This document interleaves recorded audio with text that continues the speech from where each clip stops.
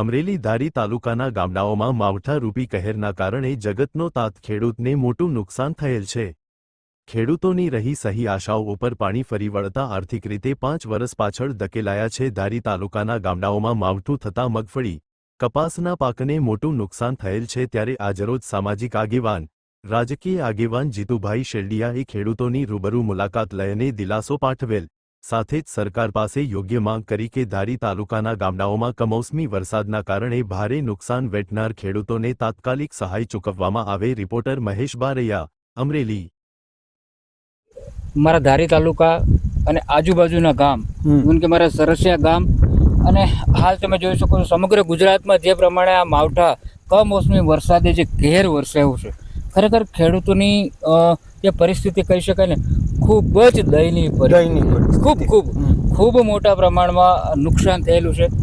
મુખ્યત્વે સિંગ, કપાસ, સોયાબીન, હળદર જેવા પાકોમાં અને જે ખેડૂતોએ નવું વાવેતર કર્યું છે એ પણ પૂરા પાક ઉગી નથી શકવાના, એટલે નિષ્ફળ જ કહી શકાય। સરકાર, વાત કરો સરકારની તો સરકાર ભૂપેન્દ્રભાઈ પટેલ સાહેબની સરકાર, કૃષિમંત્રી તરીકે જીતુભાઈ વાઘાણી સાહેબ બધા ખૂબ પોઝિટિવ છે, ખૂબ પોઝિટિવ। ગઈકાલે જ ગાંધીનગરમાં એક પ્રોજેક્ટ મિટિંગ યોજવામાં આવી હતી, એમાંથી 6 મંત્રીઓને સર્વે મતલબ સમીક્ષા કરવાની કામગીરી પણ સોંપવામાં આવી છે। બધા જ પોતપોતાના વિસ્તારમાં સર્વે કામગીરી કરવા માટે નીકળી પણ ગયેલ છે।